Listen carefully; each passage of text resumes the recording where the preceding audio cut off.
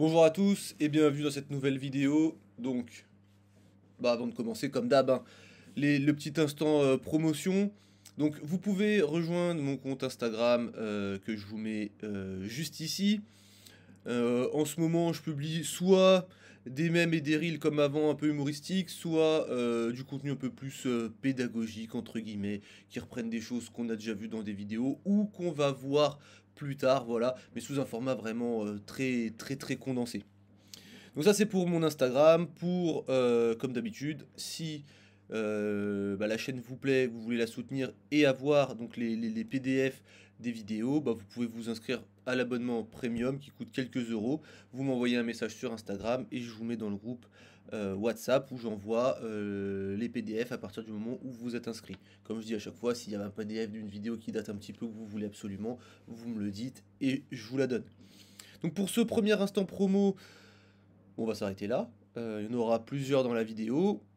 Aujourd'hui, on va parler radiculopathie cervicale, du doute au diagnostic, comment affiner en gros son examen. Et pour faire ça, en fait, j'ai pris quelques études qui sont sorties récemment et on va faire une forme de compilation pour voir un petit peu ce qui se dit. Bon, j'ai oublié des S là, bon, comme d'hab, les fautes d'orthographe, il y en a toujours qui traînent un petit peu. Donc, cette vidéo-là, bon, si vous tombez dessus pour la première fois, bon, vous pouvez la regarder, mais je pense qu'elle aura plus d'intérêt si vous avez vu d'autres vidéos auparavant de ma chaîne, notamment ces deux vidéos-là, d'accord? Parce que là, on va parler de radiculopathie cervicale, il y a des rappels que je vais pas faire, parce que je les ai déjà fait dans d'autres vidéos et qui ont vraiment pour but de poser les bases, d'accord? Tout ce qui va être neuroanatomie, donc c'est-à-dire les innervations sensitives et motrices, des racines, des nerfs, tout aussi la composition des nerfs, les différents types de fibres, voilà, toutes ces choses-là, j'en parle là-dedans, donc je vais pas revenir dessus. Si vous voulez, donc ça c'est vraiment le niveau 1 pour bien comprendre cette vidéo. Après si vous êtes chaud sur les bases, il n'y a pas de souci, vous pouvez attaquer directement avec la vidéo que je suis en train de faire à l'heure actuelle. Le niveau 2, donc c'est des applications au syndrome du canal carpien et à la sciatique, hein.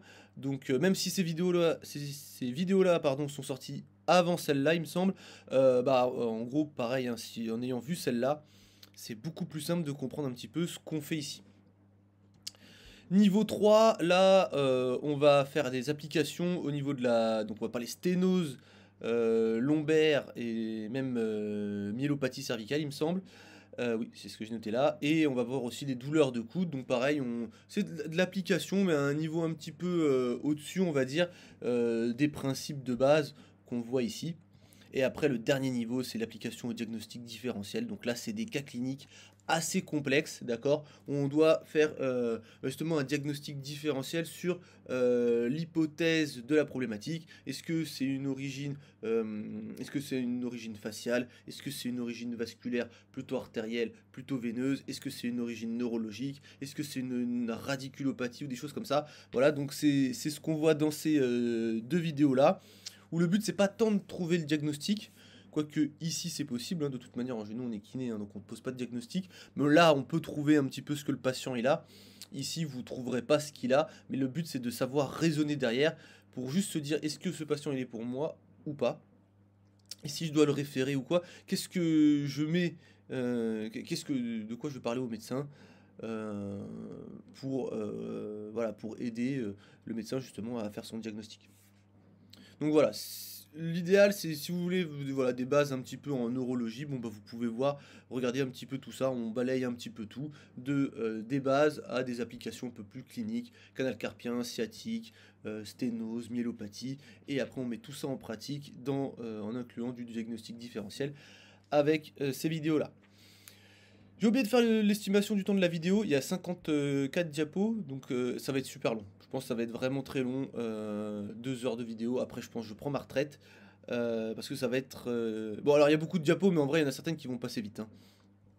C'est des choses quand même que, même si on reprend des études récentes, des choses que j'ai déjà dites, hein. Donc on va commencer avec cette étude-là, qui est une scoping review, hein. Donc en gros c'est une review et qui met un petit peu en avant les manques dans la littérature, d'accord, pour pouvoir derrière faire de nouvelles études qui vont justement combler ces manques. Et donc là, on va voir qu'on a un problème de définition qui mène à des problèmes de diagnostic. Et en fait, ce dont on se rend compte et qui est un problème depuis longtemps, c'est que la définition de la radiculopathie cervicale, elle n'est pas uniforme, d'accord?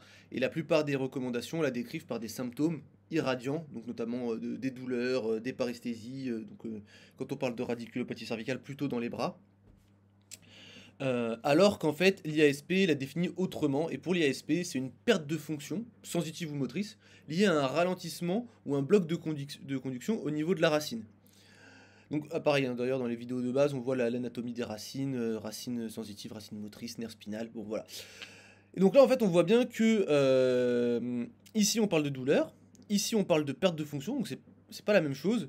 Et en fait, douleur et paresthésie, bah, en fait, c'est du gain de fonction et qui peuvent exister sans perte de fonction, donc sans radiculopathie. Et là, du coup, on voit qu'il y a un problème. Pourquoi?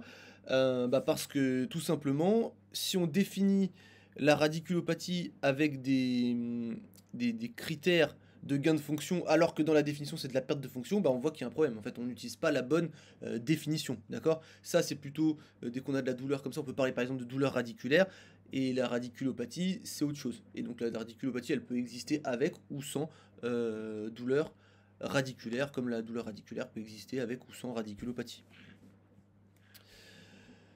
Et donc ce qui est intéressant, c'est que par exemple là c'est une revue systématique de 2021 et qui définit la radiculopathie selon plusieurs critères, elle en donne 9 il me semble. Et en fait les 3 premiers concernent la fonction, et donc du coup la diminution notamment de la fonction du nerf, avec les déficits de sensitifs, déficits moteurs, diminution des réflexes ostéotendineux, donc diminués ou abolis, on s'en fiche. Donc ça concerne la fonction. Mais dans la radiculopathie, ils incluent des choses en rapport plutôt avec la douleur. Test de tension neurale positive, donc c'est les tests de provocation par la mise en tension. Les tests de Sperling positif, donc là on appuie sur la tête et on va redéclencher une douleur. Et ça, en fait, ça ne mesure pas. Donc après, test de distraction cervicale, douleur ou symptômes provoqués ou soulagés par certains mouvements. Bon, voilà. Symptômes dans le bras. Bon. Et en fait, on voit que là, c'est plutôt des choses associées à de la douleur, qui est du gain de fonction. Donc du coup, déjà, 2021, cette revue systématique, il y a un problème sur la définition. On n'est pas... Voilà, dans les critères de la radiculopathie, ils n'incluent pas que des choses en rapport avec de la perte de fonction. Ils incluent des choses avec du gain de fonction. Et donc on voit bien hein, que neurodynamique et Sperling, ça détecte surtout un gain de fonction. Ça, il faut le comprendre, hein, quand vous faites un test de mise en tension, de provocation par mise en tension du système nerveux, vous faites un test de gain de fonction, et vous testez pas la perte de fonction. Donc vous ne pouvez pas conclure avec des tests de mise en tension si le patient il a une radiculopathie ou non. C'est pas parce c'est positif qu'il a une radiculopathie ou qu'il l'a pas. Voilà.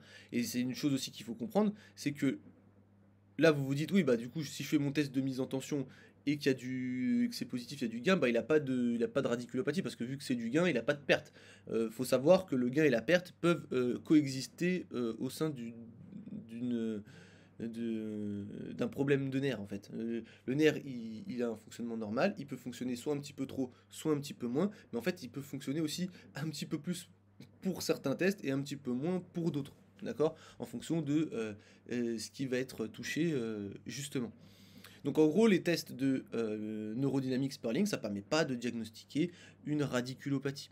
Alors après, vous pouvez toujours retomber sur vos pattes avec certains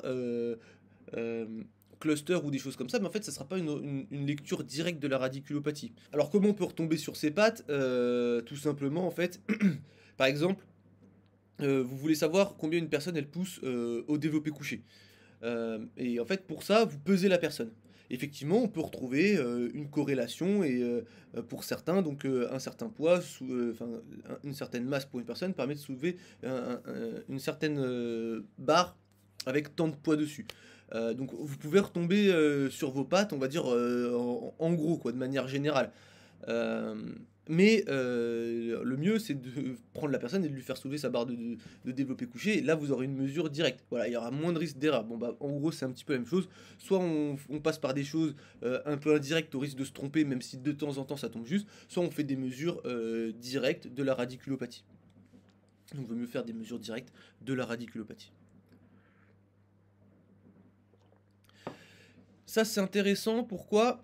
ça date de 2018, et en fait en 2018 il y avait, donc c'est relativement récent, hein, et en fait c'est une revue systématique qui a identifié aucune étude qui utilise ce qu'on appelle l'examen neurologique, alors de base ils appellent, enfin c'est pas tout à fait ça qu'ils appellent ça en anglais, mais on va l'appeler comme ça, examen neurologique de base, pour diagnostiquer la radiculopathie. Donc l'examen neurologique de base, on va dire en gros, c'est celui que vous faites au cabinet, où vous testez la force, la sensibilité et les réflexes. Alors que d'autres études ont révélé peu de littérature sur ces composants distincts, ou ont surtout mentionné les manœuvres provocatrices. Et donc du coup, provocatrices, on retrouve plutôt sur voilà, test de tension neurale et Sperling. Et ça, du coup, pareil, comme on disait, on teste pas, on va tester du gain, mais pas forcément de la perte. Or, les tests de mécanosensibilité et les manœuvres provocatrices n'ont aucune utilité clinique pour identifier une perte de fonction nerveuse, puisqu'ils visent surtout à détecter un gain de fonction. Et là, du coup, vu qu'on l'a dit 2-3 fois déjà, on comprend bien qu'il y a un problème. D'accord. On a une définition avec de la perte de fonction, et on utilise des tests qui mesurent du gain de fonction. Donc là, quand même, on a un problème. On a un problème sur ça, et du coup on n'utilise pas les bons outils, ou on utilise des outils corrects mais pas pour la bonne utilisation. Enfin, voilà. Donc en gros on voit que c'est un petit peu le bazar quand même sur tout ça. Parmi les tests cliniques recommandés par l'IASP, l'examen neurologique de base inclut l'évaluation des réponses sensitives périphériques. Donc on va tester le toucher léger, la piqûre, le froid, le chaud, et motrice, donc faiblesse myotomale, diminution des réflexes tendineux.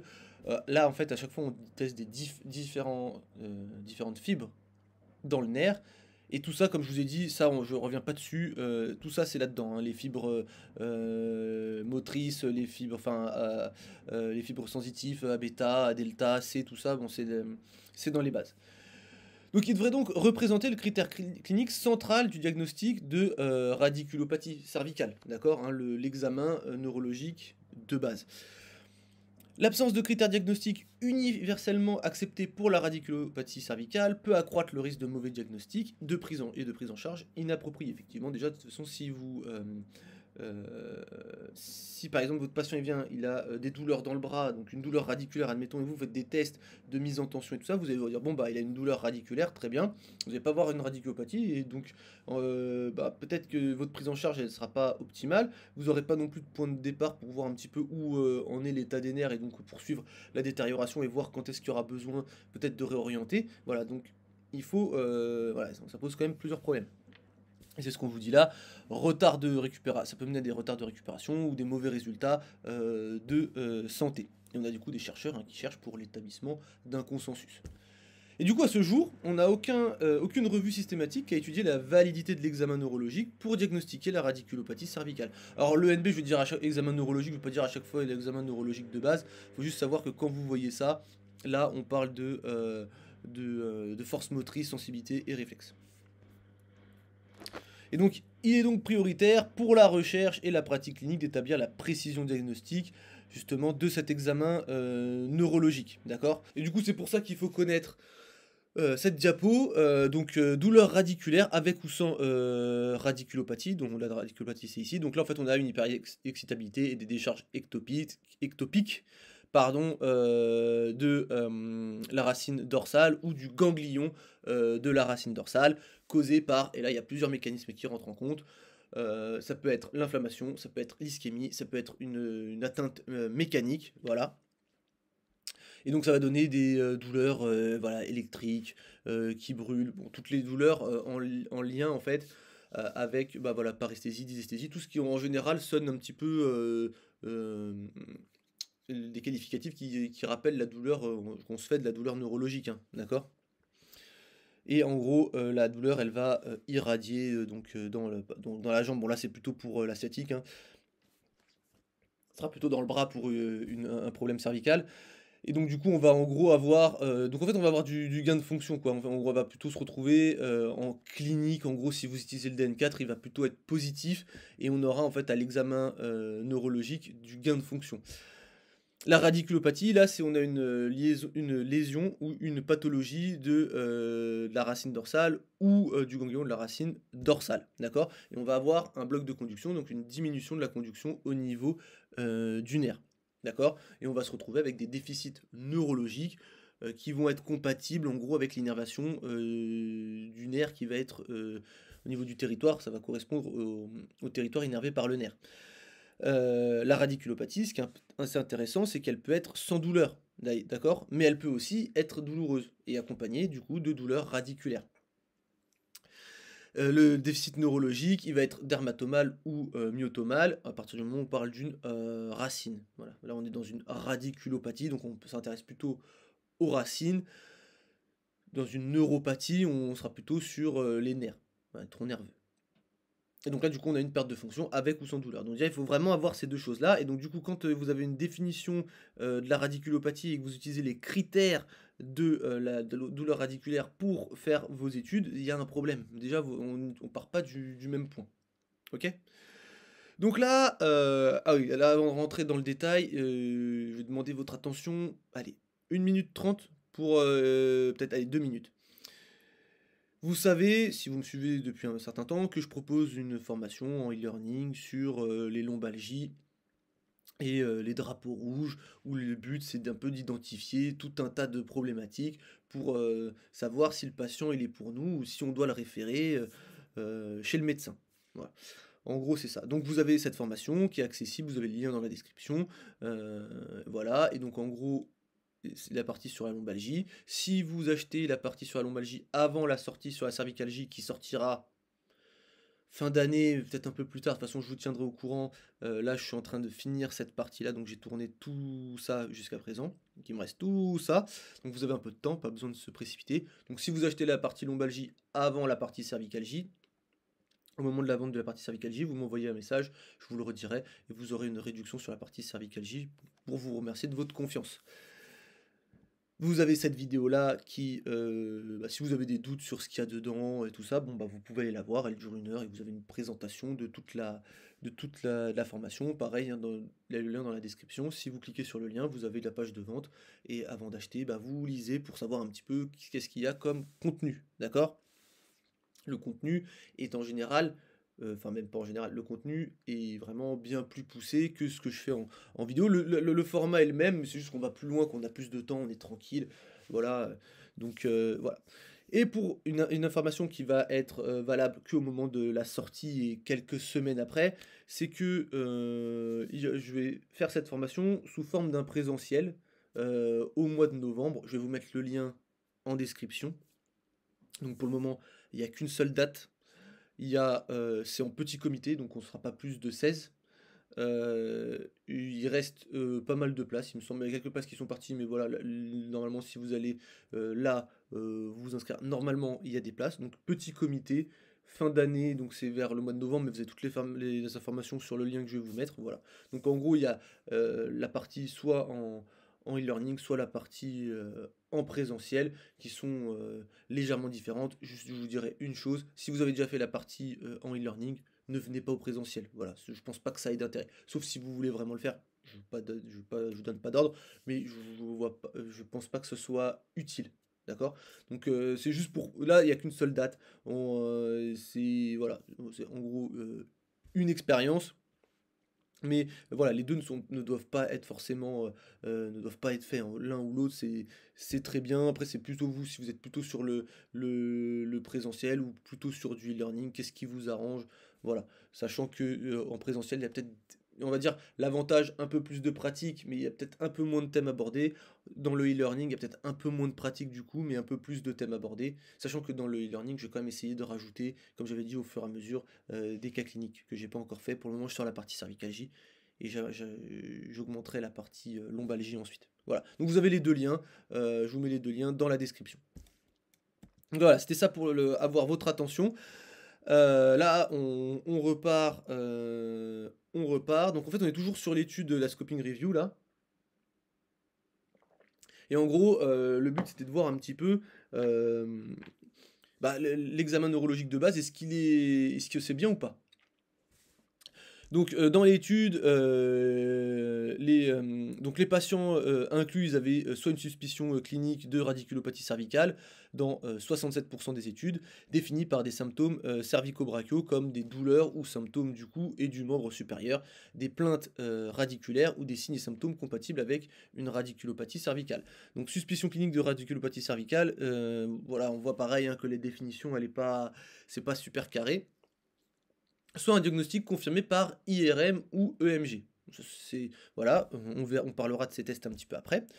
Qui faisait l'examen? Des médecins, donc la spécialité n'était pas précisée, des neurophysiologistes, et ce qui est assez intéressant, c'est qu'on avait 50% de kinésithérapeutes. Donc voilà, ça fait partie de notre travail, nos compétences, on va dire, d'être capable de regarder un petit peu comment la fonction neurologique, elle va. Un des problèmes majeurs, c'est que la description des procédures, elle était très pauvre, avec 50% des études qui détaillaient pas ce qu'elle faisait. Il y a une étude qui donne une référence complète et qui cite le livre de Butler. Hop, j'ai pas mis le tableau. J'ai dû le couper. Enfin bon, en gros, il y a une étude qui cite Butler, il y a une autre étude qui mentionnait une référence ancienne qui datait de 1987 et qui concernait uniquement la sensibilité, un peu pauvre peut-être, et seulement 3 études qui expliquaient vraiment comment comment ils testaient la force, les réflexes et la sensibilité. C'est un petit peu dommage. Voilà, là, ça c'est la référence de 1987. Bon, Butler, je sais plus où c'est. Bon, voilà. Après, si vous voulez lire les descriptions, vous pouvez. Ah c'est là. Celui de Butler, c'est ici. En fait, c'était pas dans les autres colonnes. C'était ici. Donc voilà. Donc, qu'est-ce qu'on peut retenir d'ici? Bon, à part que les définitions, elles sont un peu nulles, c'est que les kinésithérapeutes, c'est notre taf, et il faut juste peut-être standardiser un tout petit peu les choses pour. Peut-être il y a plus récent que 1987, peut-être qu'on peut tester un peu plus que juste la sensibilité. Voilà. Et donc on se retrouve avec un autre problème. Donc on a des définitions un peu pourries. Peut-être qu'il y a une manière d'améliorer la manière de faire le bilan. Et en plus on n'a pas de test de référence. Et c'est un peu dommage parce que pour comparer un examen, en général, il faut ce qu'on appelle un gold standard auquel le comparer pour voir si les résultats de notre test par rapport au gold standard, c'est bien ou pas. Donc les tests de référence pour diagnostiquer la radiculopathie cervicale étaient très hétérogènes. 4 études, donc 67%, ont évalué la précision diagnostique de l'examen neurologique. Alors c'est au lit du patient, voilà, bedside neurological examination. Mais c'est, on va dire examen neurologique de base, hein, c'est tout à fait pareil. À partir du moment où vous savez que c'est celui qu'on fait au CAB, c'est bon. En le comparant à l'EMG avec aiguille et aux études de conduction nerveuse, motrice et sensitive. Pas tout à fait la même chose, le MG et les études de conduction nerveuse, parfois c'est un petit peu confondu. Justement, j'avais fait une story sur Instagram où j'avais parlé de ça, mais là je ne vais pas rentrer dans le détail, ça va déjà être assez long. Et on a 2 études qui ont comparé à l'IRM. Les standards de référence utilisés, donc EMG, études de conduction nerveuse ou IRM, ont eux-mêmes des limites. Et c'est ça le problème, c'est comme je vous dis, il n'y a pas de gold standard, donc en fait à partir du moment où on utilise ces examens-là, il y a des limites. Les examens d'imagerie, ils permettent pas, par exemple, de détecter, ils ne permettent de détecter, que les atteintes macrostructurales de la racine nerveuse. Donc si elles sont compressées, aplaties, si elles sont déplacées, voilà. Et en fait, ça va pas refléter forcément l'état de la fonction nerveuse, d'accord? Comme on peut l'évaluer avec l'examen neurologique de base. Donc on peut avoir des faux négatifs et des faux positifs, et en fait le problème c'est qu'ils vont plutôt être fréquents. Voilà. Ça c'est un premier problème. De plus, les résultats de l'IRM ils peuvent varier selon la position du patient, décubitus ou debout, avec davantage de compression observée en position debout et des déformations discales qui vont dépendre de la posture. Parce qu'en gros, voilà, en position allongée, si vous faites une IRM au niveau lombaire ou cervical, on va prendre le lombaire. Bon, à la fin de la vidéo, on va parler du cervical. Donc là, on va parler lombaire. À la fin, pour cervical, je vous ai mis les refs. Là, je vais parler, je mets pas les refs, donc à vérifier. Enfin, après, je suis plus relativement sûr de ce que je dis parce que du coup, j'en parle dans ma formation. Mais en gros, voilà, quand vous êtes allongé et qu'on regarde au niveau lombaire, en fait, c'est pas tout à fait la même chose que si on vous mettait debout. Voilà. Donc en fait, debout, il va y avoir des modifications, les disques qui vont bouger, peut-être des foramines qui vont se réduire, il y a tout un tas de choses comme ça. Après, ça a des inconvénients debout, parce que du coup, le patient, il est dans une position inconfortable, il peut bouger, tout ça. Donc même ce qu'ils ont fait, on le verra, ils commencent à le faire aussi pour la rachis cervicale, c'est ils vous mettent quand même en position allongée, et ils mettent un système de compression. En fait, ils vous bloquent les pieds, ils vous mettent un harnais aux épaules avec des câbles et en gros ils compressent et comme ça fait comme si vous étiez debout avec du poids sur la colonne mais en position allongée. Plus confortable pour les patients et c'est relativement euh, et on remarque relativement les mêmes choses qu'en position debout donc voilà, on a un peu le meilleur des deux à peu de choses près. Et du coup on verra un petit peu comment c'est au niveau cervical. Ensuite, on a l'électrophysiologie qui est aussi utilisée comme standard de référence, mais elle dépend de l'opérateur, des méthodes et des valeurs normatives employées. Et ces tests, ils examinent uniquement les fibres myélinisées de gros calibre, donc c'est-à-dire les fibres motrices, et au niveau sensitif, les fibres A bêta. Ça veut dire que les A delta et les fibres C, on n'aura pas d'informations sur leur état d'atteinte. L'EMG n'exporte pas les fibres sensitives et peut ne pas détecter les lésions démyélinisantes. Donc voilà, ça c'est aussi un autre problème, effectivement. L'EMG, là, vous passez à côté des fibres sensitives. C'est dommage. Donc voilà, on voit que tout a un peu des limites. On a une autre approche qui a été proposée dans une étude rétrospective, c'est le bénéfice chirurgical comme standard de référence. Et qui est défini par 60% ou plus de soulagement des symptômes et ou une récupération motrice d'au moins 1 grade sur l'échelle MRC. D'accord. Mais cette méthode, en fait, elle permet pas de calculer la précision du coup de l'examen neurologique de base, hein, forcément. Dans le sens où, vu il faut opérer le patient, on peut pas faire voilà, ça va être compliqué de comparer.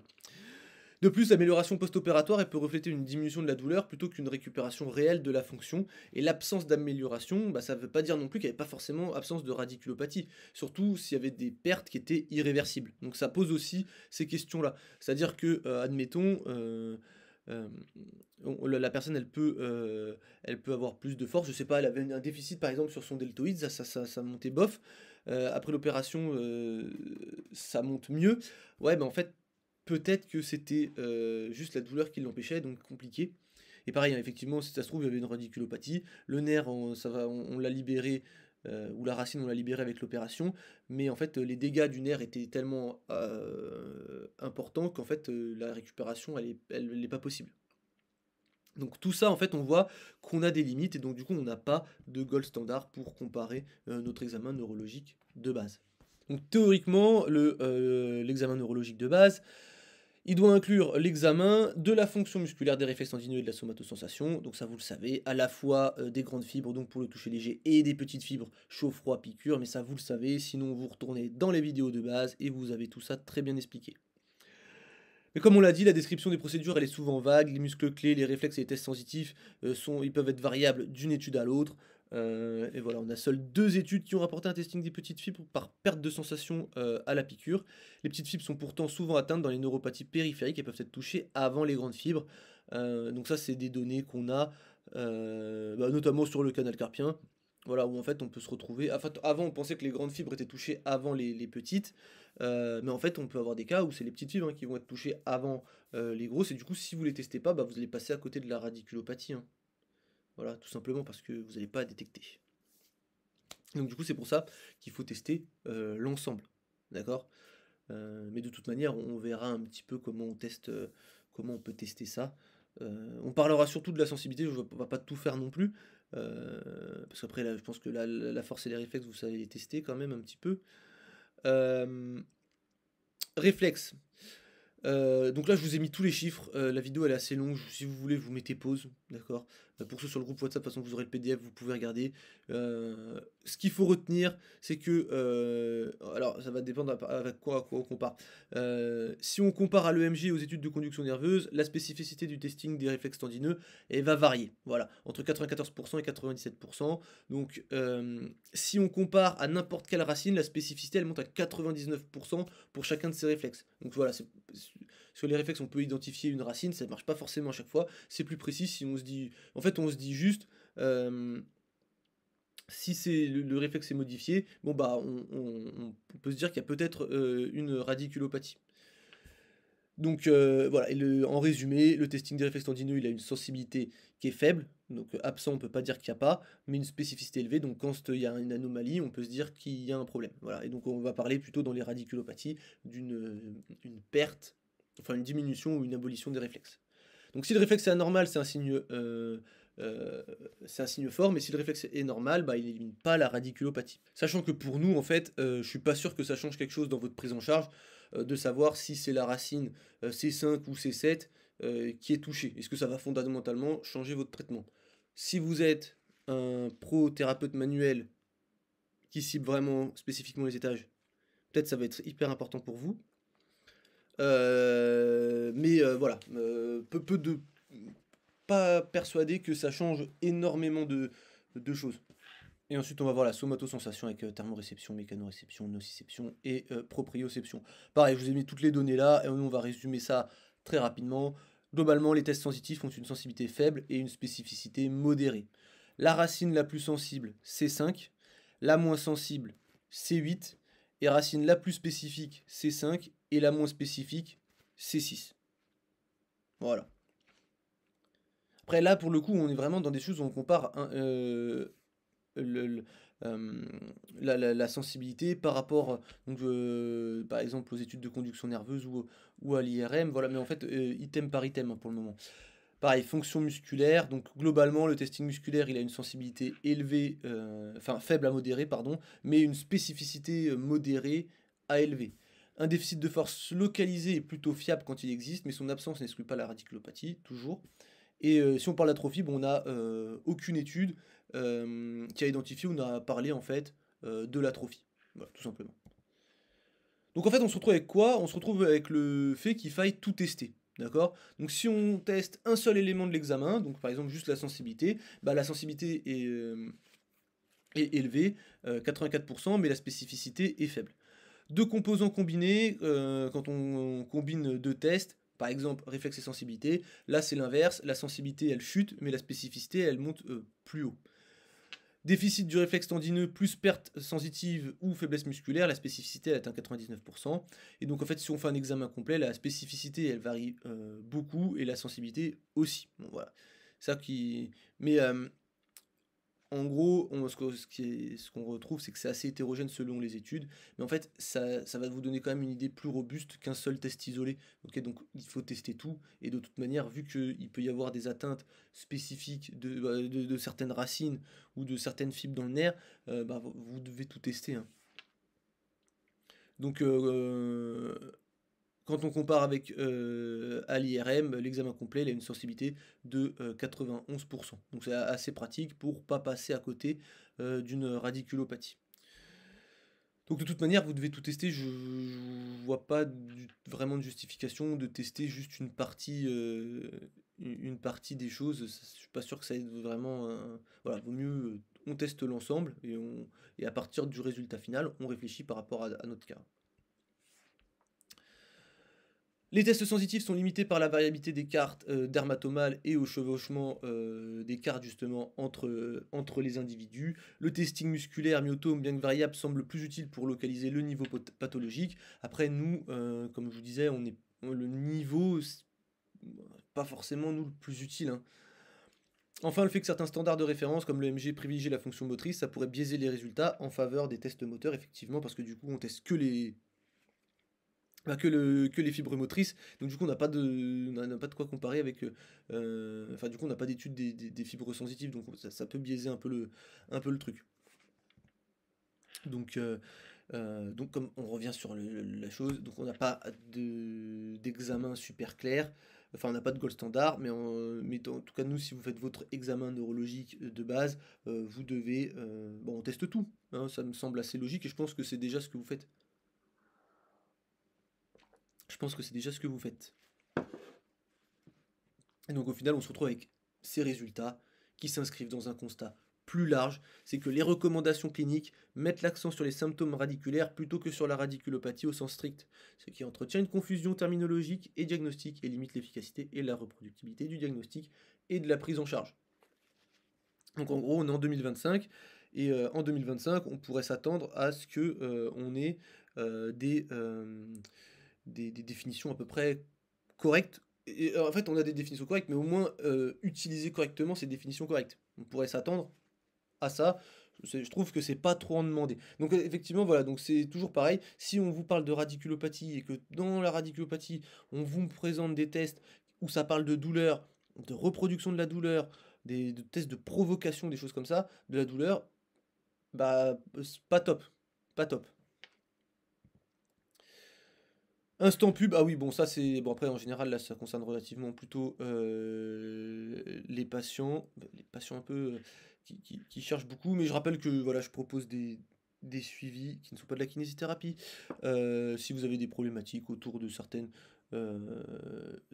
douleurs dans votre sport ou quoi, notamment la musculation, vous pouvez m'envoyer un mail. De toute façon, je fais de la pub que sur YouTube parce que je sais que du coup, je touche une audience beaucoup plus restreinte. Voilà, que si je faisais une story sur Instagram et ça reste. Voilà, je vais pas avoir. Je limiter le nombre de personnes euh, que je prends. Avec qui que j'aide comme ça, on va dire. On continue d'avancer, mais voilà, on est presque à la moitié des diapos là, hein, donc finalement, on avance bien, on avance bien. Vu qu'on est dans les radiculopathies, en fait, et qu'il y a ça qui est sorti il y a pas longtemps, je vous le mets, ok. Donc en gros, juste une chose, ce qu'on peut se dire, c'est que en fait, face à un patient qui vient avec des douleurs irradiantes, donc là on va parler membres sup, on peut se dire que faire un examen de la fonction neurologique c'est assez intéressant. Il y a plein de raisons de le faire, d'accord? Là on parle que de la radiculopathie. Mais par exemple, dans la formation qui va sortir sur les problèmes cervicaux, bah, on va parler radiculopathie, mais on va rajouter en plus la myélopathie. Et donc, on a beaucoup d'arguments qui laissent penser que face à une douleur cervicale, juste cervicale ou avec irradiation dans le bras, il y a de bonnes raisons de faire un examen de la fonction neurologique, justement. Donc voilà. Et une chose, c'est qu'aussi la douleur scapulaire, elle est fréquente dans la radiculopathie cervicale. Pourquoi je vous dis ça? Parce que je pense que vous avez des patients qui ont des problèmes. Soit ils ont la douleur cervicale avec la douleur scapulaire, soit ils ont la douleur avec le bras. Enfin, en tout cas, voilà, une douleur cervicale ou dans le bras associée à des douleurs entre les omoplates. Voire parfois, ils ont que la douleur entre les omoplates. Et vous vous dites, ouais, c'est peut-être un peu loin du rachis cervical, peut-être, ou vous vous dites que c'est pas le trajet des nerfs ulnaires radial médian, et donc du coup, on n'a pas besoin de tester. Alors qu'en fait, bah, si. En fait, on a 72% des études incluses qui rapportaient que la douleur scapulaire, enfin, rapportaient la douleur scapulaire comme symptôme, juste après la nuque et le bras. Ok, donc c'est la troisième localisation la plus fréquente dans les radiculopathies. Euh, Elle peut précéder les symptômes au niveau du bras ou des doigts dans 70% des cas. C'est pour ça que je vous dis que les patients ils peuvent se présenter seuls avec ça. Elle n'est pas toujours reconnue comme symptôme principal, ça peut donc retarder le diagnostic, hein. Vous dites, oh, bon, bah, c'est un patient qui a mal entre les omoplates, c'est un problème si vous une vision IFMK, c'est un problème de rhomboïde ou de trapèze, ou de choses comme ça, ou alors une vision plus articulaire, c'est un problème d'articulaire postérieur ou d'articulation costo-transversaire. Alors qu'en fait, non, c'est une radiculopathie, tout simplement. Et en fait, vous pouvez le savoir que c'est une radiculopathie. Comment? Bah, effectivement, vu que la radiculopathie, c'est une perte de fonction, il faut faire des tests qui repèrent la perte de fonction. Donc, faire votre examen neurologique de base. La racine la plus impliquée dans la douleur scapulaire, c'est plutôt C7, d'accord? Donc, les résultats de cette revue indiquent que la douleur scapulaire pourrait être une manifestation de la radiculopathie cervicale, même en l'absence de douleur du bras, d'accord? Et pour C7, en fait, ce qu'on voit, c'est que C7, c'est le noir. Le noir, il est ici. Voilà. Scapula, là.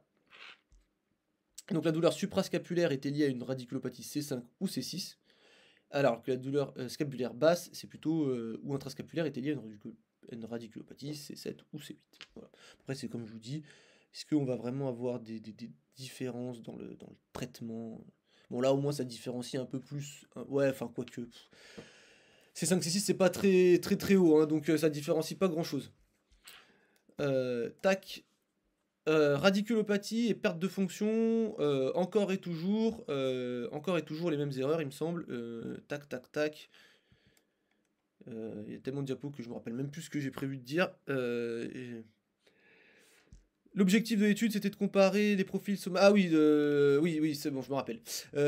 Donc en gros, c'est cette étude-là, et comme je disais, hein, l'étude, elle avait pour but de comparer les profils somatosensoriels et cliniques de patients avec douleur cervico-brachiale unilatérale, afin de vérifier si la classification mécanistique, elle correspond à des différences objectives dans le QST et certains questionnaires. Et donc la différence en mécanistique, c'était radiculopathie et les autres types de douleurs. Et en gros, on avait seul le groupe radiculopathie qui présentait une véritable perte de fonction sensorielle objectivable, froid, chaud, mécanique, hyperalgésie au froid, et les autres groupes, douleurs somatiques, mécanosensibilité, ne montraient pas de différence au QST. Donc là, vous vous dites, oui, mais forcément que dans la radiculopathie, ils avaient présenté une perte de fonction sensorielle objectivable, parce que c'est la définition de la radiculopathie. En fait, ce qu'ils ont fait, si je me rappelle bien, c'est que dans l'examen clinique de base, ils avaient inclus l'examen neurologique de base, et ils ont comparé en fait les résultats de l'examen neurologique de base au QST ensuite. Et donc du coup en fait ça montrait que à votre examen neurologique en fait vous allez détecter des pertes de fonction qu'on va retrouver au QST, et donc du coup c'est pas trop mal pour détecter les personnes avec des radiculopathies. Les facteurs psychosociaux, peur, catastrophisme, anxiété, dépression n'étaient pas différents entre les groupes. Symptômes rapportés, radiculopathie, et symptômes radiculaires, brûlure, fourmillement, engourdissement, choc électrique, aiguille. Le choc électrique distinguait surtout la radiculopathie, et somatique, hypersensibilité mécanique, beaucoup moins de descripteurs neuropathiques qu'on vient de citer donc juste avant. Et donc, les résultats de l'étude, donc la citation, nos résultats soutiennent l'idée que l'examen sensoriel au lit du patient est un outil valide pour l'évaluation des altérations sensorielles, comme l'ont montré de nombreuses études, et confirme la pertinence de l'examen clinique et du raisonnement décisionnel pour classer les patients dans le sous-groupe radiculopathie. Et donc, du coup, on se retrouve une nouvelle fois avec notre examen neurologique, qui est plutôt un bon outil pour tester et voir si notre patient a une radiculopathie. Et donc là, on va passer au CST. Bon, pareil, c'est une étude qui est sortie récemment et qui parle du CST. Donc c'est le test sensoriel clinique euh, qui a été validé. Hein. En général, il est comparé au QST. Bon, il y a déjà plein d'études qui l'ont validé. Donc c'est validé comme un outil de dépistage pour les dysfonctions sensitives. Hein. Là, on parle vraiment de l'aspect sensitif. Donc on a tout ce matériel-là pour tester différents items. Et le but en gros c'est qu'on va tester avec des choses qui sont facilement disponibles et qui sont simples d'utilisation pour déterminer si le nerf qu'on a en face de nous, au niveau sensoriel, on est plutôt sur de la perte de fonction ou plutôt sur du gain de fonction. Il y a une chose qui est intéressante, on va voir un peu les choses une à une, mais il y a une chose qui est intéressante, c'est là ils font le test, il faut que la température cutanée requise, elle soit d'au moins 31 degrés. Pourquoi? Parce qu'en fait, pour la différenciation entre le chaud et le froid, notamment, bah, il ne faut pas que le membre il soit ni trop chaud ni trop froid. Et ça peut être plutôt trop froid hein, dans les cabinets. Donc voilà, pas confondre juste une peau froide avec une dysfonction sensitive. Donc voilà, faut penser à ça l'hiver ou des choses comme ça. Si le patient il a froid, faut pas tout de suite. Ça peut être on peut avoir un faux positif. Donc le protocole complet dure environ 10 à 15 minutes, hein, donc là on est à 10 à 15 minutes juste pour tester l'aspect sensitif, d'accord. Et en général, donc ça après je pense que vous le savez, on teste les participants yeux fermés, d'abord sur la zone contralatérale asymptomatique, puis sur la zone de douleur maximale correspondante. Bien évidemment on peut tester sur l'ensemble du territoire aussi, hein. S'il y a une douleur qui descend dans la jambe, on peut tester l'ensemble de la jambe, hein, bien évidemment. Et donc du coup, il teste plusieurs choses sur la perte de fonction. Ok, il y en a 1, 2, 3, 4, 5, 6. Donc, où en fait, on va tester donc la détection, le seuil de détection froid, le seuil de détection chaud, les seuils de détection mécanique au coton, au diapason, au filament et au neurotype. Donc en fait, on teste un petit peu tout, hein, que ce soit la température, mécanique mais plutôt grosse fibre avec le coton, mécanique grosse fibre avec les vibrations, et après mechanical pain, donc là du coup on est sur les petites fibres encore, où on vient tester plutôt la nociception. Et donc là du coup on teste toutes les fibres, surtout la perte de fonction. La différence ici, donc là c'est plutôt l'aspect qualitatif, est-ce que la sensation est la même des deux côtés, et après avec le neurotype, le neuropen, on peut venir quantifier la perte. Voilà. Il y a en général un aspect plutôt qualitatif et après un aspect quantitatif quand c'est possible. Et sur le gain de fonction, bah pareil, au froid, au chaud, mécanique, à la pression, le wind-up et l'allodynie mécanique dynamique. Voilà. Je vais pas plus expliquer que ça ici, mais voilà, en fait, en gros, quand on applique de manière locale, en général, ils appliquent pendant 2 secondes. L'effleurement, c'est voilà, quelques centimètres sur 1 seconde. Voilà, on y va tranquillement.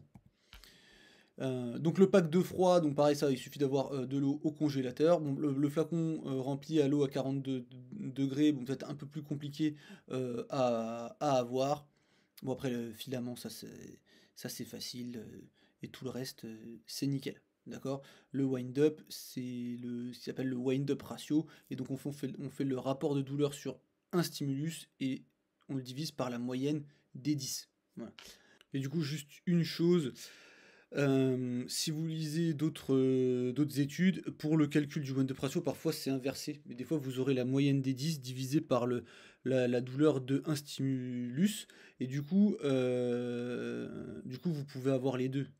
Je pense que mettre celui-là en dessous, ça prend le risque peut-être de devoir faire une division par zéro qui pose problème. Enfin après on s'en fiche hein, du calcul, c'est juste est-ce que ça fait toujours mal pareil ou est-ce que ça augmente. Voilà, c'est tout. Et vu que c'est un ratio, bah, on fait un rapport.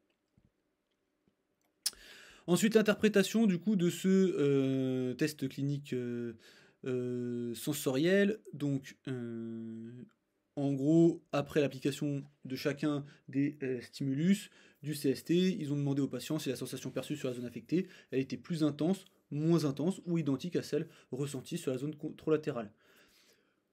Si on a une perte de fonction, bah en fait on doit avoir une perception qui diminue, d'accord.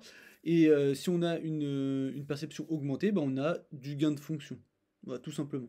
Donc est-ce que vous vous sentez plus, moins ou pareil que la zone de l'autre côté où il n'y a rien? Bien évidemment, on prend une zone où il ne se passe rien, donc c'est-à-dire que s'il y a une radiculopathie bilatérale, bah, on va tester la jambe comparaison des mains, ou alors, enfin, ou des bras, ou ça peut être, ou du tronc, par exemple. Donc après, ils ont testé la fiabilité intertesteur, donc là on est toujours dans cette étude-ci. Et en gros, l'accord observé, il allait de 66% pour le mechanical pain threshold avec piqûre au neurotype, à 83% pour la détection au froid. Et il y a 3 items qui ont dépassé les 80%, c'est le CDT, CPT et PTT, qu'on peut retrouver ici, ici et ici. En termes de kappa, plutôt faible pour MDT au coton, MDT au filament de Von Frey. Là, c'est donc le MPT au neurotype et le HPT, modéré pour le WDT, vibration, donc CVDT et CPT. Substantiel pour le CDT et le PPT. Donc après, je vous laisse retourner ici pour les sigles. Et donc du coup là, ce qu'il faut savoir, c'est que ça a été fait de manière dichotomique, donc normale et anormale, sachant que la normale, ça pouvait être du gain ou de la perte. Donc on a donc c'est catégoriel, dichotomique, normal, anormal. Donc il peut y avoir le hasard qui rentre en compte. Et donc vous vous rappelez le kappa, hein, c'est que par exemple si on prend le 0,56, c'est que il y a 56% d'accord en plus de ce qu'on attendrait qu'avec le hasard. Voilà. Donc il y a un bénéfice entre guillemets.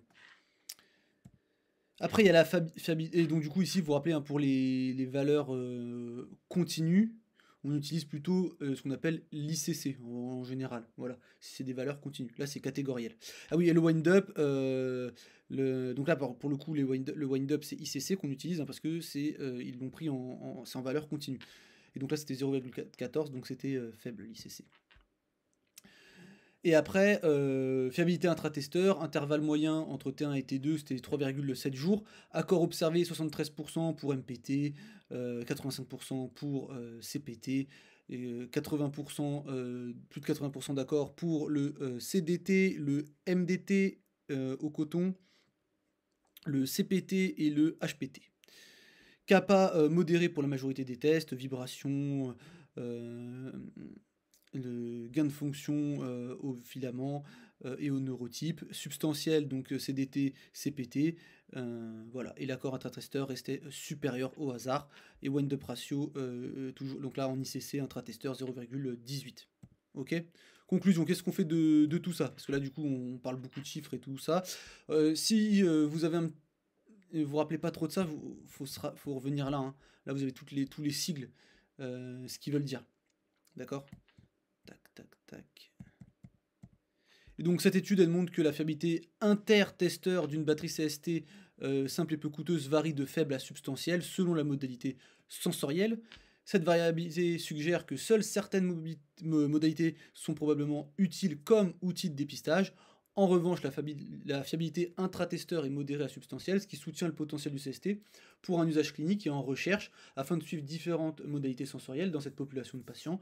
Et vu que c'est pas mal pour en intra testeur, bah, ça permet aussi de suivre le patient. Bon, alors là, la moyenne c'était 3,7 jours, mais bon, on peut prendre les mesures, on peut quantifier certaines mesures, donc là, notamment pas forcément que les fonctions sensitives, on a aussi la fonction motrice qu'on peut tester, qu'on peut coter et qu'on peut suivre après dans le temps. Donc là, comme je vous disais, 3,7 jours. Bon, là, si vous faites une rééducation en 3,7 jours sur une radiculopathie réelle, vous n'allez pas récupérer grand-chose. Mais bon, on peut se dire que c'est un outil voilà, à mettre en place pour suivre les patients qui ont eu des radiculopathies, qui ont eu par exemple un syndrome de la queue de cheval avec des pertes de sensibilité, tout ça. Et donc on peut suivre, voir où on en est et suivre. Et là, on va parler d'évaluation fonctionnelle. Alors, qu'est-ce que j'appelle évaluation fonctionnelle? Ça, c'est le nom que je donne moi. C'est juste en gros pour dire on va essayer d'adapter le bilan à ce qui déclenche les symptômes du patient. Et ça peut être déclenché de différentes manières. On va se servir notamment de deux pathologies présentes au niveau lombaire que je vais caricaturer, bien évidemment. Les deux peuvent être plus ou moins typiques ou présenter des symptômes atypiques. Elles peuvent être présentes en même temps, on va faire simple. Mais en gros, on va avoir la sténose lombaire, donc, qui peut donner des symptômes dans les jambes, mais qui vont plutôt être liés à la position du rachis. Okay, donc c'est des symptômes qui vont être positionnels, on va dire, pour faire simple. Donc notamment avec l'extension lombaire, qui peut donner des douleurs dans la jambe ou provoquer une claudication. Quand on marche, on est plutôt en extension au niveau du rachis, et donc du coup ça peut donner une claudication. Mais en fait, c'est pas la marche qui déclenche les symptômes, c'est plutôt la position. Donc on a les symptômes positionnels, on va dire, et on a l'AOMI qui là va donner des symptômes dans les jambes, donc là c'est plutôt artériel, mais qui va donner des symptômes post-effort. D'accord? C'est pas la position qui va générer de la douleur, c'est l'effort en lui-même. Donc ça va être voilà, là pour le coup c'est l'effort. Donc il y en a un, par exemple ici vous avez différents tests. Si vous faites marcher une personne avec un canal lombaire étroit sur un tapis, il va y avoir des douleurs, mais si vous le faites marcher en pente, il n'y aura plus de douleur. Par contre, si vous le mettez juste en extension, mais au repos, ça va redéclencher les douleurs. A l'inverse, extension au repos pour un problème d'AOMI, il n'y aura pas de souci. Par contre, sur un tapis, ça va faire mal, et sur un tapis en pente, ça va faire mal encore plus vite. Ou plus fort. Donc, on a des symptômes post-effort et des symptômes positionnels, et on peut se servir de ça pour des évaluations, pour pimper, entre guillemets, notre évaluation neurologique. Et là, donc je vais prendre des cas on va voir pour illustrer tout ça. La vidéo, elle va durer 2h30, ça va être horrible. Donc là, en gros, dans cette étude-là, on a 7 patients âgés de 14 à 23 ans qui ont été identifiés avec des douleurs. C'est des lanceurs de haut niveau. Lors de l'examen clinique, un test provocateur Tinel positif pouvait être obtenu dans tous les cas de compression du nerf ulnaire et radial, mais uniquement après une activité, en cause. Et là, c'était des lanceurs au baseball. Donc en gros, aucun symptôme. Et après les lancers, les symptômes étaient reproduits. Donc, ce qu'ils faisaient en fait, c'est qu'on fait un examen, d'accord, et donc tout est nickel, et ensuite on leur fait lancer la balle jusqu'à ce que ça devienne symptomatique, et là on refait l'examen. Donc l'examen physique réalisé avant l'activité en cause ou plus d'une heure après son arrêt, ça donnait des résultats normaux. Donc là en fait, il faut tester en redéclenchant les symptômes. Si on revient, donc il y avait différents nerfs qui étaient touchés, notamment par exemple il y avait aussi une compression du nerf cutané latéral de l'avant-bras qui n'avait pas de test provocateur positif, même lorsque c'était réalisé juste après l'arrêt de l'activité en cause. Cependant, la distribution des symptômes sensitifs clairs de la douleur décrite par le patient était compatible avec une neuropathie compressive isolée justement du nerf cutané latéral de l'avant-bras. Bon, voilà. Les résultats des évaluations radiographiques de l'ensemble des 7 patients étaient normaux. L'IRM a révélé pour certains un muscle en connaît un peu hypertrophié. Et chez les 3 patients qui présentaient une neuropathie compressive dynamique du nerf ulnaire. Mais les résultats étaient normaux pour les 4 autres patients. Donc après ça c'est les causes, on les verra après. Mais ça en fait on s'en fiche un petit peu. Ce qui est intéressant c'est les études de conduction nerveuse qui ont montré une augmentation moyenne de la latence post-exercice de 28% par rapport aux latences de base pré-exercice. Donc en fait on a un nerf qui a une certaine conduction, on fait l'effort, et quand on reteste la conduction du nerf, la latence elle est augmentée, donc en gros c'est moins bien. Mais après ça revient à la normale, à l'arrêt. Donc en fait on a une variation du fonctionnement du nerf en fonction de l'effort. Donc il fallait un minimum de 20 lancers, un maximum de 50 pour provoquer les symptômes dans ces cas-là. Là, pourquoi je vous dis ça? Parce que 50 lancers, ça peut sembler important, mais si vous avez un patient au cabinet et que vous redéclenchez, il a qu'à des symptômes dans certaines conditions, bah, il faut être capable de redéclencher les symptômes. Et si ça passe par 20 lancers, ça passe par 20 lancers, admettons, hein. On a moins de joueurs de baseball chez nous en général, mais si ça passe par 50, ça passe par 50. Et essayez donc du coup de mettre en place l'activité ou quelque chose qui ressemble en tout cas pour reprovoquer les symptômes du patient. Donc on est dans la catégorie post-effort ici, donc il y avait 3 étiologies différentes de compression nerveuse, donc un cas de problème au niveau du nerf musculo-cutané, entre le biceps brachial et le brachial, bon, on s'en fiche. 3 compressions du nerf ulnaire, où là c'était l'enconé le responsable, et 4 compressions dynamiques du nerf interosseux postérieur au niveau de ce qu'on appelle l'arcade de Frosch, donc au niveau du supinateur. J'ai pas mis de photo, tant pis. Mais du coup, en gros, qu'est-ce qu'on retient de ça? En fait, on a l'historique du patient qui peut nous diriger vers un problème de nerfs si on se retrouve avec des signes de type engourdissement, picotement, courant électrique, ça chauffe, ça brûle. Ensuite, on peut faire une examination, un examen clinique, d'accord? Donc on va pas voir grand chose, ou en tout cas on va pas voir des problèmes de nerfs qui sont présents depuis un moment. Donc là, effectivement, dans un problème de nerfs chronique, on s'attendrait à avoir un bilan neurologique positif, même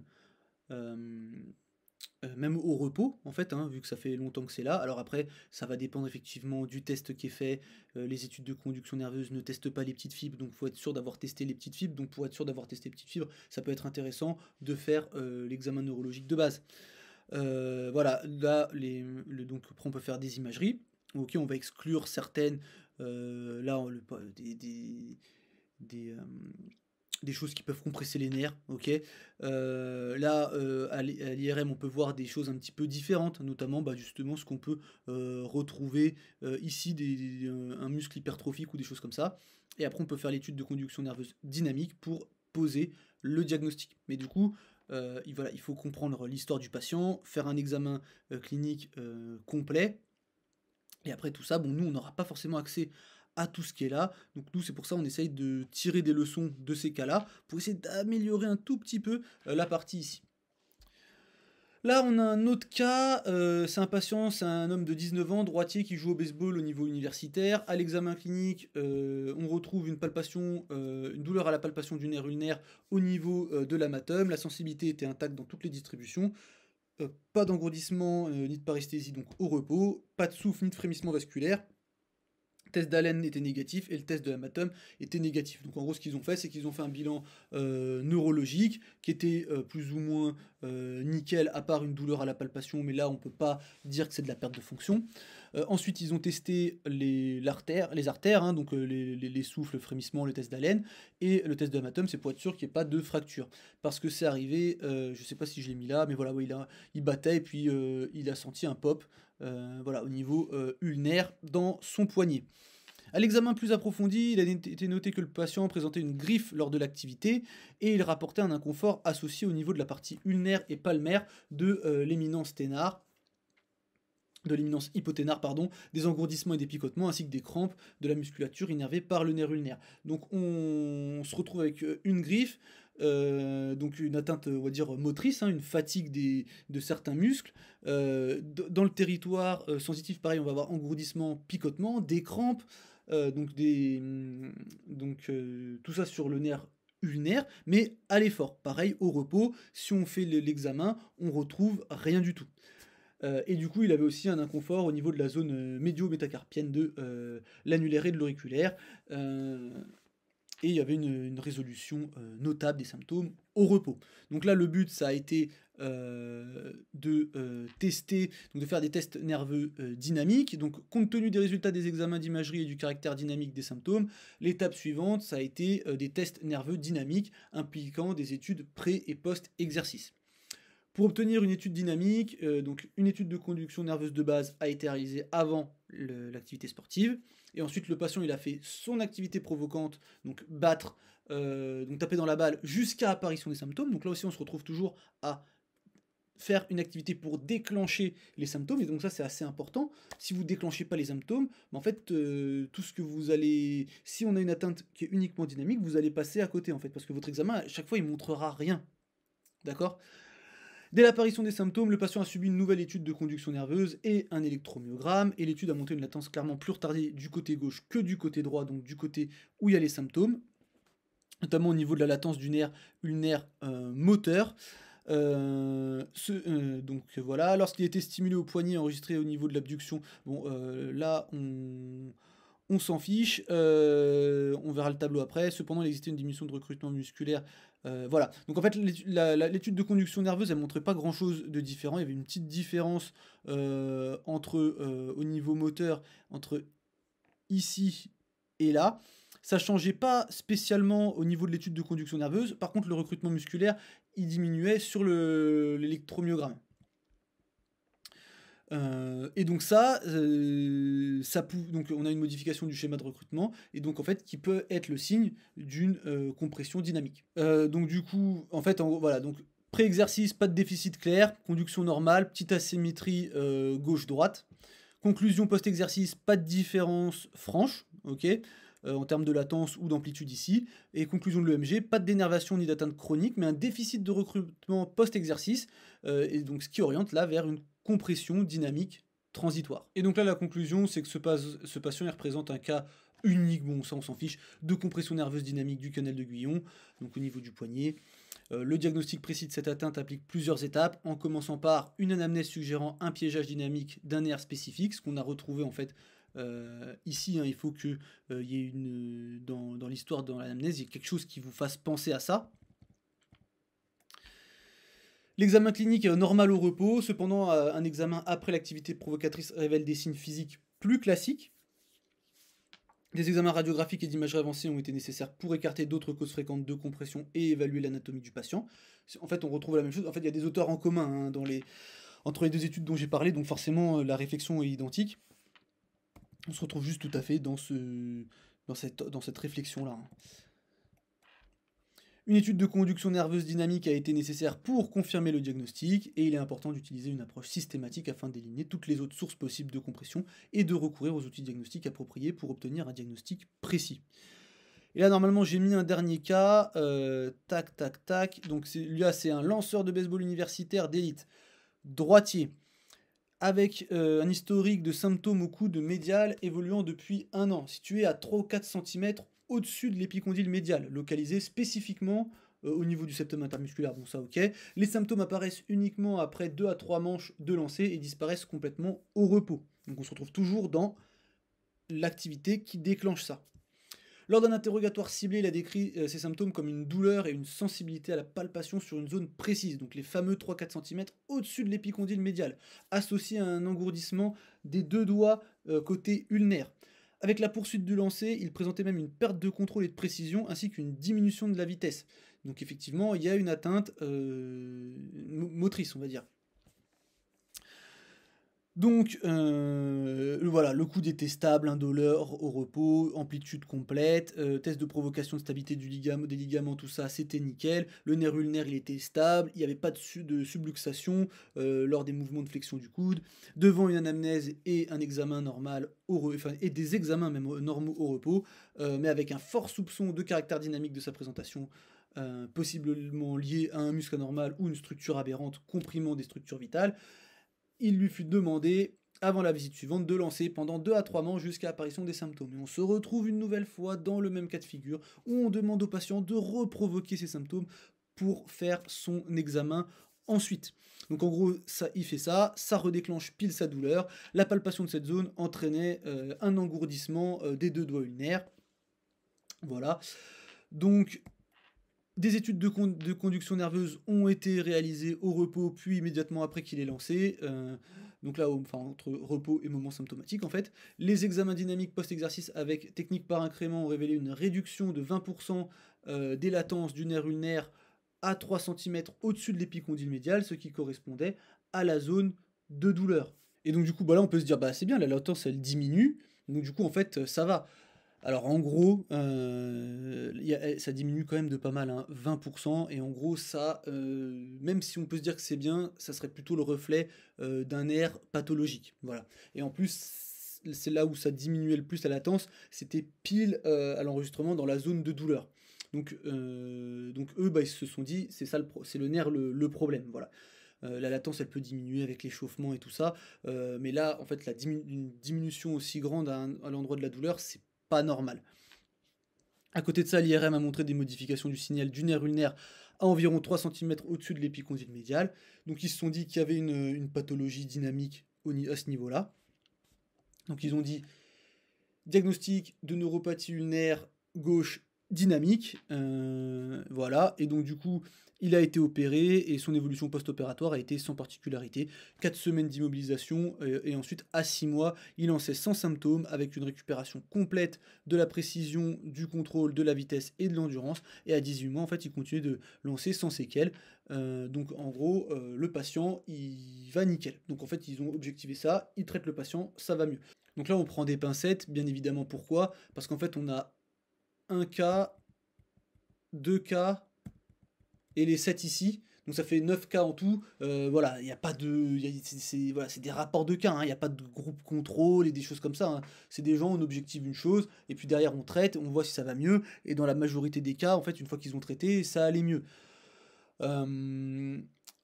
Voilà, on peut pas en faire plus. Alors après, qu'est-ce qu'on peut se dire de ça? Bah, on peut se dire que on peut dans le bilan fonctionnel, si on a des choses chez notre patient dans l'anamnèse qui nous font penser à un problème de nerf dynamique, et ben on peut regarder, donc provoquer les symptômes du patient, regarder ensuite ce que ça donne quand on fait le bilan neurologique de base, et on voit s'il y a des changements en déclenchant les symptômes. Du coup, on pourrait s'attendre en général à une diminution de la fonction nerveuse, ce qu'on retrouve notamment dans ces deux vidéos-là, hein. Allez regarder ces 2 cas-là, franchement, si vous voulez avoir une mise en pratique de tout ça et de comment on réfléchit autour de ça. Euh, Surtout que dans celui-là, je détaille pas mal de. Je vous avais demandé, je vous avais présenté le cas, je vous avais demandé à quoi vous pensez, et puis du coup, bah, on voit pourquoi ça peut pas coller ou pourquoi ça peut coller. Et du coup, on peut s'attendre en fait à une diminution de la fonction nerveuse post-effort. Et du coup, avec ça, je pose une question. Est-ce qu'on pourrait s'attendre, notamment avec le dernier cas, dans certains cas, en post-effort, vu qu'on peut avoir une diminution de la latence, est-ce qu'on ne pourrait pas avoir une amélioration de la fonction qui se traduirait par une diminution des seuils de détection, ou alors un gain de force, ou une moins grande fatigabilité au niveau du testing musculaire? Je pose la question. Pour le coup, j'ai jamais testé. S'il y a d'autres études sur le sujet, je vous partagerai. Mais du coup, c'est vrai que moi, je penserais plutôt à la base diminution de la fonction. Et bah, en fait, peut-être qu'une augmentation de la fonction dans le territoire d'un nerf qui semble lésé, peut-être que ça serait. Voilà, mais là, pour le coup, là, c'est des hypothèses, hein. Là, c'est clairement des hypothèses. Et toujours pareil, là, pourquoi je vous dis ça? On est sur des nerfs, des compressions nerveuses. C'est après, donc, c'est pour le bilan fonctionnel. Dans le cas nous de radiculopathie cervicale, je pense qu'on s'éloigne un petit peu, on s'éloigne un petit peu du sujet, parce qu'on Nous, on sera peut-être plus dans le cas positionnel qu'on verra juste après plutôt que post-effort. D'accord? Mais bon, je me suis dit, je vais en parler dans cette vidéo, comme ça on traite pas mal de choses. De toute façon, elle est partie pour durer 4 heures, donc bon, autant qu'on y aille, quoi, hein. Donc voilà, pensez-y. S'il y a des symptômes neuro, notamment sur un territoire tronculaire, post-effort, pensez à déclencher les symptômes, retester la fonction derrière et voir ce qui se passe. Donc parfois, ça peut être une atteinte neuro directement. Ça peut être par...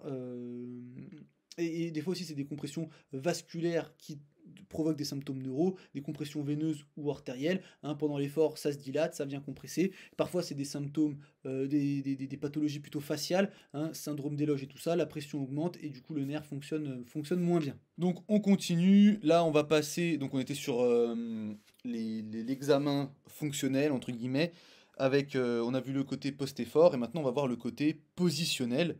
Et pour ça, en fait, on va juste réfléchir à partir de ce qui se passe au niveau lombaire. Vous vous rappelez, quand on parle de sténose lombaire, on peut avoir en extension, donc de manière positionnelle, en extension au niveau du rachis lombaire, des symptômes qui vont se déclencher.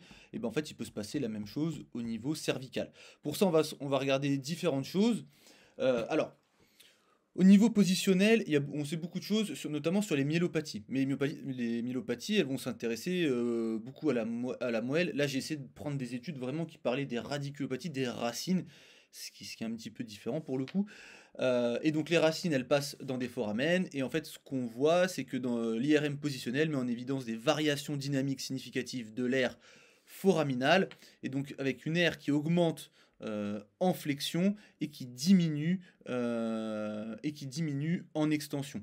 Donc tac tac tac, voilà, flexion, extension. Donc la flexion c'est ici. Hop, bon, droite gauche, forcément il y a deux foramen, hein, un de chaque côté. Et en extension, bah, ça va diminuer. Et on se retrouve avec des choses qu'on connaît en général, hein. Donc le foramen qui a une certaine taille, qui augmente en flexion, qui diminue en extension.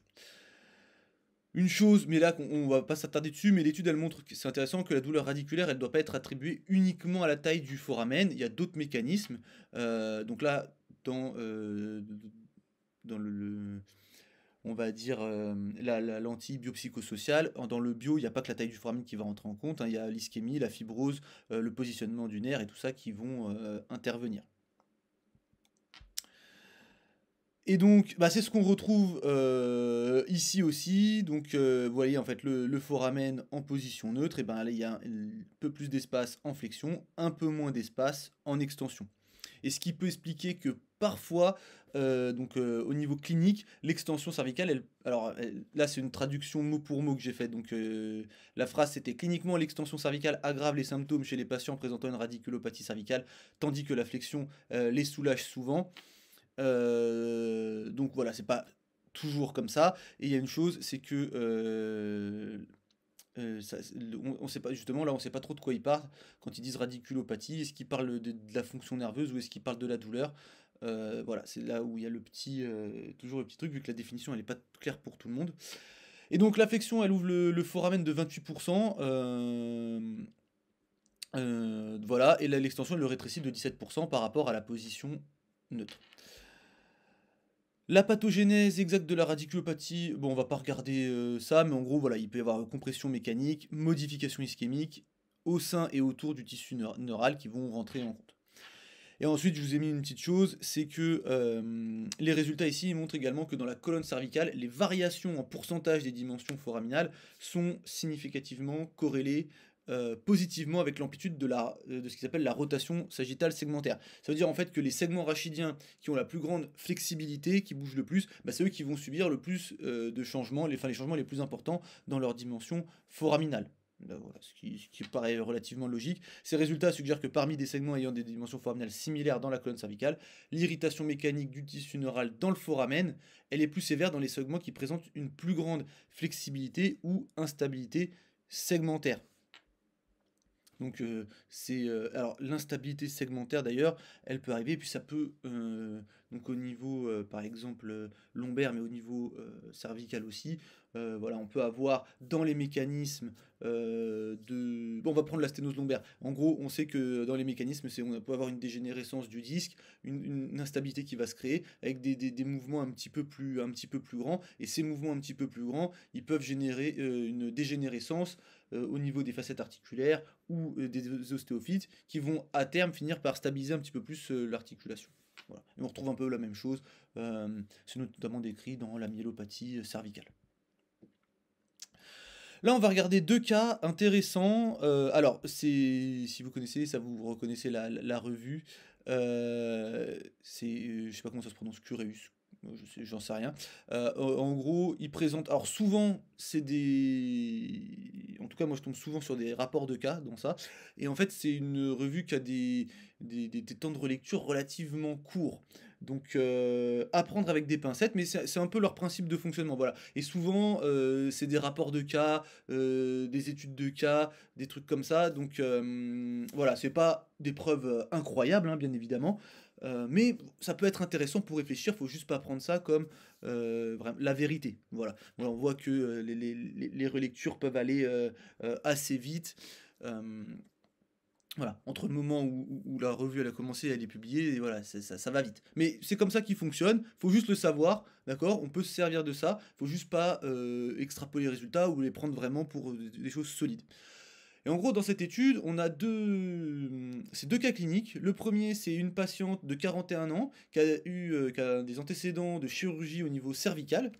Elle a des symptômes, douleur cervicale droite et qui irradie vers l'omoplate et le bras en proximal avec des paresthésies depuis 2 ans. Et là, ce qu'on remarque, c'est la douleur vers l'omoplate, hein, qu'on vous rappelez, hop, si on revient, bon, c'était assez loin parce qu'il y a 50 000 diapos, hop, ici, hein, vous vous rappelez.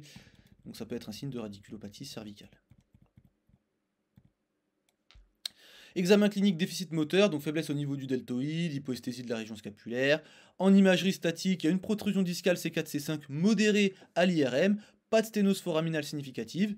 Et l'imagerie dynamique en extension, et bien là, du coup, on a une sténose sévère du canal central et une sténose foraminale droite marquée et qu'on ne voit pas en fait en position neutre et en flexion. Traitement arthroplastie C4-C5 et l'évolution immédiate de la douleur, plus récupération complète de la force au suivi à 3 mois. Donc voilà, ça nous permet de comprendre l'importance de l'IRM en position en dynamique et on peut voir donc des modifications au niveau du canal central, mais on peut voir aussi des modifications au niveau du foramen. Et ensuite on a le deuxième cas, donc c'est toujours la même étude, hein, donc même limite. Et là la patiente numéro 2, donc 51 ans, antécédent de résection de la première côte droite pour un syndrome du défilé thoracique. Et donc, elle présente des symptômes depuis 9 mois avec des douleurs cervicales à droite qui irradient dans le bras, l'avant-bras et les 3 premiers doigts, et qui sont déclenchés par l'extension cervicale. À l'examen clinique, la force et la sensibilité sont normales. Les réflexes biceps brachiocardiaux normaux et le Sperling test, il est positif. Imagerie statique, l'IRM montre un remaniement dégénératif discret, sans sténose significative, super, sans sténose significative. Imagerie dynamique en extension, protrusion discale ostéophytique au niveau C5-C6, entraînant une sténose foraminale sévère à droite. Traitement arthroplastie C5-C6, évolution, disparition immédiate des symptômes après arthroplastie du 10 C5-C6 maintenu au suivi à 4 mois. Donc pareil, on revient sur des choses qu'on peut voir à l'IRM en dynamique. Voilà, donc comme je vous disais, sur la sténose lombaire, voilà, c'est étudié, sur la myélopathie cervicale, c'est étudié, et là j'ai essayé de me concentrer vraiment sur des choses plutôt en rapport avec les racines. L'IRM dynamique constitue un outil de diagnostic précieux pour l'évaluation des radiculopathies cervicales chez les patients qui présentent des symptômes persistants malgré des résultats normaux à l'imagerie statique. Donc là, on a vu en fait des hernies discales dynamiques et des sténoses foraminales qui passent inaperçues dans les IRM standards. Dans le cas numéro 1, donc radiographie cervicale standard en flexion extension, aucune instabilité, mais l'IRM dynamique a montré une sténose significative du foramen. Et le cas numéro 2, bon bah là c'était un complexe ostéophytique compressif au niveau discal. Donc, nickel pour ça. Une petite chose, donc, qu'il faut savoir, c'est que là on a vu la flexion et l'extension. Bien évidemment, il y a d'autres mouvements qui vont plus ou moins ouvrir les foramen. Donc, en gros, de manière générale, la flexion, la rétraction et l'inclinaison opposée ouvre le foramen et l'extension, la protrusion et l'inclinaison homolatérale ferment le foramen. Donc extension, inclinaison homolatérale et protrusion. Voilà, ça va fermer le foramen. Les pourcentages ici, je les ai laissés, mais on s'en fout. Tac. Et oui, ce dont je voulais vous parler aussi, c'est que au niveau lombaire, j'en ai déjà parlé dans la vidéo, ce qu'ils font parfois, c'est que ils peuvent mettre les personnes debout. Debout, ça a des défauts, donc ce qu'ils ont fait, c'est qu'ils ont créé des mécanismes pour reproduire la station debout en position allongée, ce qui permet c'est plus confortable pour le patient. Voilà, on peut utiliser des IRM traditionnels. Voilà, et ça reproduit en fait un petit peu plus en charge, donc on voit plus de choses. Et là, en fait, ce qu'ils ont fait, alors du coup, toujours pareil, c'était pareil, là, la définition dans l'étude a été pas bonne, hein, parce qu'ils ont utilisé radiculopathie, mais ils parlent de gens avec des douleurs. Et en gros, ils ont utilisé un dispositif compatible avec les IRM qui applique une pression contrôlée sur les épaules du patient allongé dans l'IRM pour reproduire en fait un peu le test de Sperling justement. Et donc il y avait 10 patients, 9 sur 10 ont ressenti leur douleur habituelle pendant la provocation, douleur augmentée significativement, changement qualitatif significatif, donc en fait en gros si on regarde les grades Park et Kim, en gros il y a eu des modifications. Pas de changement par contre quantitatif, d'accord. Donc qu'est-ce que ça veut dire? Ça veut dire qu'en gros le foramen il change de forme, mais son air en gros ne va pas forcément changer. Ok, mais l'air reste la même, mais on va avoir un changement de forme. Donc, donc ça c'est intéressant à voir. Il y a changement qualitatif mais pas forcément quantitatif. Après à voir avec, parce que je crois que c'est la seule que j'ai vue comme ça. Je sais pas s'il y a eu d'autres études qui ont été refaites avec le même dispositif, mais en tout cas là il n'y avait pas de changement quantitatif. Donc ça apporte des éclairages, ça sur le test de Sperling qui est utilisé en clinique et qui suggère aussi une utilité clinique possible dans l'IRM dynamique, justement par reproduction du test sous imagerie. Et donc cette méthode, elle pourrait aider à déterminer la sévérité d'une sténose foraminale et à identifier les racines nerveuses impactées si elles ne sont pas clairement discernables sur une IRM standard en position classique relâchée. En particulier, lorsque plusieurs foramen apparaissent étroits sur une IRM de routine et que les symptômes et l'examen clinique ne permettent pas de discriminer quelles racines sont à l'origine de la douleur ressentie. Toutefois, en ce qui concerne les mesures quantitatives de l'aire foraminal et de la distance transversale, aucun changement significatif n'a été détecté dans cette étude. Donc ça c'est pareil, c'est ce que je vous disais, ça peut sembler contradictoire, mais en fait la forme du foramen se modifie sous la compression et la compression en fait elle peut augmenter même si l'aire globale ne change pas. Il peut y avoir une augmentation de pression localisée sur une partie du nerf un peu plus sensible, je sais pas, et reprovoquer les symptômes. Voilà. Donc c'est juste, on sait qu'il y a eu un changement qualitatif, pas forcément quantitatif, mais a priori ça permet de reproduire les symptômes et on voit un peu plus de choses que sur une IRM en position détendue. Et du coup dans le positionnel, on peut avoir aussi des changements au niveau de la moelle et des nerfs.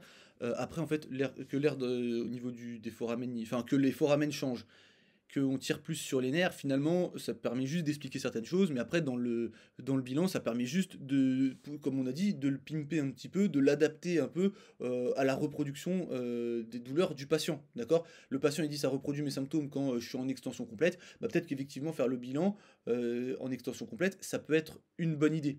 C'est toujours dans la reproduction. Après, là, on parle, qu'est-ce qui se passe quand on bouge la tête? En vrai, il n'y a pas forcément besoin de savoir ce qui se passe. À partir du moment où vous avez un examen, par exemple, on a parlé du CST, par exemple. Vous avez un examen, un CST comme ça, d'une certaine qui donne ces résultats-là en position neutre. On met la position de la tête en extension, le CST il change, par exemple. Bah en fait, vous devez juste vous dire bon bah ok ça a changé en moins bien, par exemple. Bah ça a changé en moins bien et c'est tout. Après ce que ça a fermé des foramen, que ça a tiré sur des nerfs, finalement vous ça va pas spécialement changer grand chose. Après, nous, on essaie d'aller juste se dire pourquoi ça change. C'est juste ça le truc. Hein.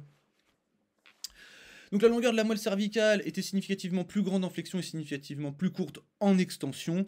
En flexion, la moelle cervicale, elle s'allonge. Et donc du coup, ça peut augmenter la pression du liquide céphalorachidien. Et en gros, chez les jeunes, cette traction excessive, ça peut provoquer une myélopathie par surétirement, en gros. Donc là, on est bien sur la moelle. Hein.